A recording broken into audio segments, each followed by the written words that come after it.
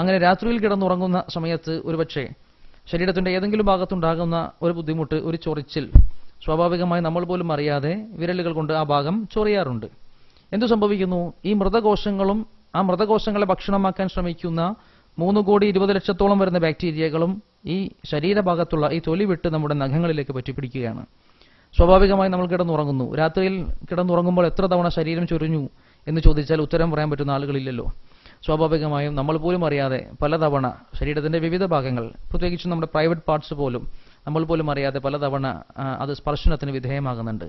രാവിലെ ഉറക്കം എഴുന്നേൽക്കുന്നത് 3,20,00,000 വരുന്ന ബാക്ടീരിയകളെയും ശേഖരിച്ചു വെച്ചിരിക്കുന്ന കൈകളും നഖങ്ങളുമായിട്ടാണ്. നേരെ എഴുന്നേറ്റാൽ ഉടൻ തന്നെ ബ്രഷ് എടുത്ത് പിടിക്കരുത്, മറിച്ച് ആദ്യം മുൻകൈകൾ രണ്ടും വൃത്തിയായി കഴുകണം. കഴുകിയ ശേഷം അല്ലാതെ മിസ്വാക്ക് ചെയ്യുക, ബ്രഷ് ചെയ്യുക പോലെയുള്ള പ്രവർത്തനങ്ങളിൽ ഏർപ്പെടാൻ പാടില്ല. വളരെ സുന്ദരമായ ഒരു ആരോഗ്യ രഹസ്യമാണിത്.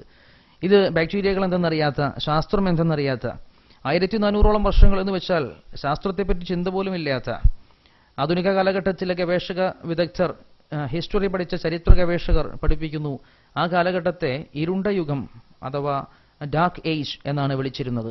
ഒരർത്ഥത്തിലും സാക്ഷരത ഉള്ള ഒരാൾ പോലും ഇല്ലാതിരുന്ന ആ കാലഘട്ടത്തിൽ ഒരുവൻ ഉറക്കം എഴുന്നേറ്റാൽ ഏറ്റവും ആദ്യം മുൻകൈകൾ രണ്ടും വൃത്തിയായി കഴുകട്ടെ സയ്യിദുനാ മുഹമ്മദ് റസൂലുള്ളാഹി സ്വല്ലല്ലാഹു അലൈഹി വസല്ലമ തങ്ങൾ പ്രഖ്യാപിക്കുകയാണ്.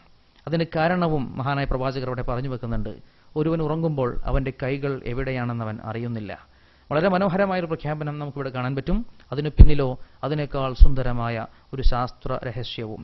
തീർച്ചയായും ഈ മെസ്സേജ് എൻ്റെ പ്രിയപ്പെട്ടവരിലേക്ക് എത്തിക്കഴിഞ്ഞാൽ ഇന്നു മുതൽ അത് നമ്മുടെ ബാധ്യതയായി നമ്മൾ മനസ്സിലാക്കണം.